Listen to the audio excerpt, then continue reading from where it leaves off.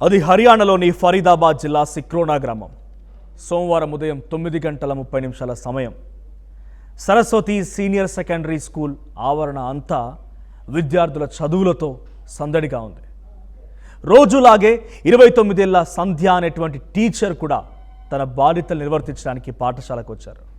కానీ కొద్దిసేపట్లోనే ఆ సరస్వతి నిలయం రక్తసిక్తమైంది. భయంకరమైన కేకలు, పసిపిల్లల భయాందోళనలు, తోటి సిబ్బంది పరుగులతో ఆ ప్రాంతమంతా కల్లోలంలో మునిగిపోయింది. ఒక్క సెకండ్, అవును కేవలం 30 సెకండ్ల వ్యవధిలోనే ఒక మృగం విరుచుకుపడింది. చేతిలో కత్తి పట్టుకొని కంటి పాప కూడా దయచూపకుండా 30కి పైగా కత్తిపోట్లతో ఒక యువతి శరీరాన్ని క్షణాల్లో ఛిద్రం చేసింది. ఘటన జరిగినటువంటి తీరును పోలీసులు సీసీటీవీ ఫుటేజ్ ఆధారంగా విశ్లేషిస్తే దిమ్మ తిరిగే నిజాలు బయటపడ్డాయి. 21 ఏళ్ల అమిత్ అనే యువకుడు తన ముఖానికి ముసుగు ధరించి నెంబర్ ప్లేట్ లేనటువంటి బైక్పై స్కూల్ వద్దకు వచ్చాడు. తనకేమీ తెలియనట్లు స్కూల్ ఆవరణలో నిల్చొని సంధ్య కోసం ఎదురు చూశాడు. సిబ్బంది సమాచారంతో సంధ్య మెట్లు దిగి రాగానే ఇటు రా అని సైగ చేశాడు. ఆమె దగ్గరికి వస్తుండగానే జేబులో దాచుకున్న వేట కత్తిని బయటకు తీశాడు. కత్తిని మెడపై దింపగానే ఆమె బిగ్గరగా అరిచింది. ఒక్క చేత్తో ఆమెను గట్టిగా పట్టుకొని మరో చేత్తో ముఖం, మెడ, ఛాతీ, పొట్ట భాగాల్లో కసి తీరా పొడుస్తూనే ఉన్నాడు. బారిత్రాలు ప్రాణభయంతో గిలగిలా కొట్టుకుంటున్నా అతడిలో చలనం లేదు. టీచర్ కేకలు విని పాఠశాల సిబ్బంది అడ్డుకోవడానికి యత్నించారు. కానీ ముందుకొస్తే మిమ్మల్ని కూడా పొడి చంపేస్తా అని కత్తితో చూపిస్తూ బెదిరించడంతో భయంతో వెనక్కి తగ్గాల్సి వచ్చింది. ఆమె రక్తపు మడుగులో కుప్పకూలి ప్రాణం ఆగేంత వరకు దాడి చేసి ఆపై నెంబర్ ప్లేట్ లేనటువంటి ఆ బైక్ పైనే మెరుపు వేగంతో పరారైపోయాడు.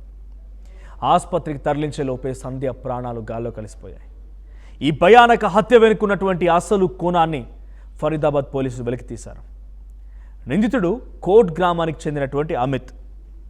సంధ్యకు అతనికి 2 ఏళ్ల క్రితం పరిచయం ఏర్పడింది. ఆ పరిచయాన్ని అడ్వాంటేజ్గా తీసుకొని అమిత్ ఆమెను వెంటపడి వేధించడం మొదలుపెట్టాడు. సంధ్యకు అతని ప్రవర్తన నచ్చలేదు. నాతో మాట్లాడొద్దని తెగేసి చెప్పింది. ఆమె మాట వినకుండా అమిత్ మాత్రం రోజు వెంటపడేవాడు. వేధింపులు శృతిమించడంతో సంధ్య ధైర్యంగా పోలీసులను ఆశ్రయించింది. పోలీసులు అమిత్ను పిలిపించి విచారించగా అందరి ముందు సారీ చెప్పాడు. కేసు కోర్టుల చుట్టూ తిరిగితే కుర్రాడి భవిష్యత్తు నాశనం అవుతుందని దయతలిచిన సంధ్య అతనిపై చేసినటువంటి ఫిర్యాదును వాపస్ తీసుకుంది. కానీ అందరి ముందు క్షమాపణ చెప్పాల్సి వచ్చింది అనే అవమానాన్ని మాత్రం, పగను అమిత్ మనసులో ఉంచుకున్నాడు. దాన్ని మరింతగా పెంచుకున్నాడు. అదే ప్రతీకారం అతన్ని మృగంగా మార్చింది. పోలీసులు ఈ ఘటన జరిగినటువంటి 2 గంటల్లోనే అమిత్ని అరెస్ట్ చేసి రిమాండ్కి తరలించారు. ఒకసారి పోలీసులు మాట్లాడుకొచ్చారు ఈ సంఘటన పైన. పోలీసులు ఏం మాట్లాడారో చూద్దాం. फरीदाबाद में सिकरोना गांव के अंदर सरस्वती स्कूल के अंदर एक महिला टीचर की धारदार हथियार से हमला करके हत्या कर दी गई। उसी संदर्भ में FIR number 591 sector 58 police station के अंदर बीएनएस की धारा 103 सबसेक्शन 1 के तहत दर्ज किया गया है।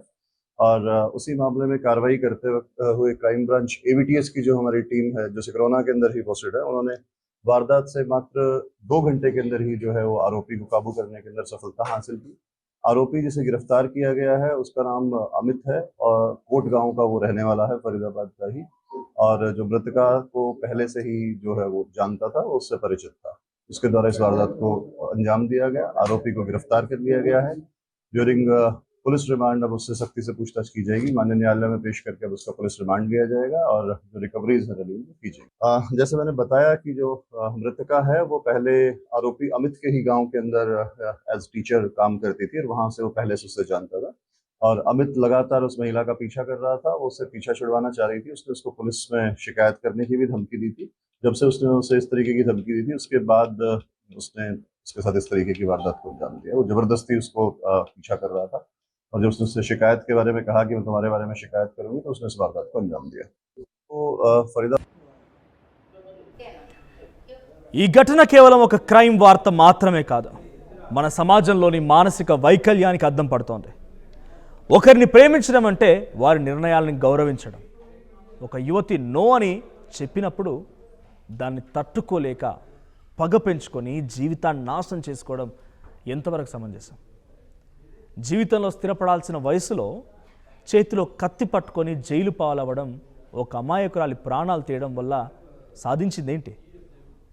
బహిరంగంగా క్షమాపణలు చెప్పిన వ్యక్తులు కూడా మళ్ళీ ఇలాంటి దారుణాలకు తెగబడుతున్నారంటే చట్టాలపై, సమాజంపై భయం లేకపోవడమే కారణమా?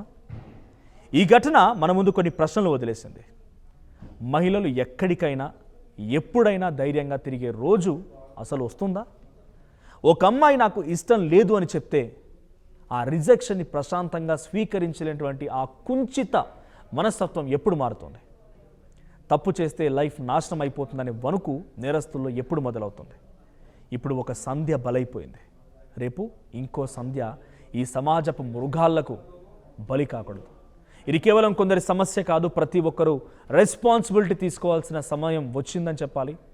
ఆడపిల్లలకు రక్షణ మాత్రమే కాదు, మగపిల్లలకు పెంపకంలోనూ కూడా ఎదుటివారి పట్ల గౌరవం, రిజెక్షన్ తట్టుకోవడం నేర్పించాల్సిన అవసరం ఉంది. బాధితులనే తప్పుబట్టడం ఆపి తప్పు చూసినప్పుడు గొంతు విప్పాలి. నేరం జరిగిన వెంటనే ఇచ్చే శిక్ష మరో ఆలోచన రాకుండా భయపెట్టేలా ఉండాలి.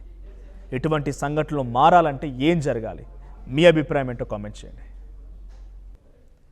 జీవితంలో స్థిరపడాల్సిన వయసులో చేతిలో కత్తి పట్టుకొని జైలు పాలవ్వడం, ఒక అమాయకురాలి ప్రాణాలు తీయడం వల్ల సాధించిందేంటి? బహిరంగంగా క్షమాపణలు చెప్పిన వ్యక్తులు కూడా మళ్ళీ ఇలాంటి దారుణాలకు తెగబడుతున్నారంటే చట్టాలపై, సమాజంపై భయం లేకపోవడమే కారణమా? ఈ ఘటన మన ముందు కొన్ని ప్రశ్నలు వదిలేసింది. మహిళలు ఎక్కడికైనా ఎప్పుడైనా ధైర్యంగా తిరిగే రోజు అసలు వస్తుందా? ఒక అమ్మాయి నాకు ఇష్టం లేదు అని చెప్తే ఆ రిజెక్షన్ని ప్రశాంతంగా స్వీకరించలేనటువంటి ఆ కుంచిత మనస్తత్వం ఎప్పుడు మారుతుంది? తప్పు చేస్తే లైఫ్ నాశనం అయిపోతుందనే వణుకు నేరస్తుల్లో ఎప్పుడు మొదలవుతుంది? ఇప్పుడు ఒక సంధ్య బలైపోయింది, రేపు ఇంకో సంధ్య ఈ సమాజపు మృగాళ్లకు బలి కాకూడదు. ఇది కేవలం కొందరి సమస్య కాదు, ప్రతి ఒక్కరూ రెస్పాన్సిబిలిటీ తీసుకోవాల్సిన సమయం వచ్చిందని చెప్పాలి. ఆడపిల్లలకు రక్షణ మాత్రమే కాదు, మగపిల్లలకు పెంపకంలోనూ కూడా ఎదుటివారి పట్ల గౌరవం, రిజెక్షన్ తట్టుకోవడం నేర్పించాల్సిన అవసరం ఉంది. బాధితులనే తప్పుబట్టడం ఆపి తప్పు చూసినప్పుడు గొంతు విప్పాలి.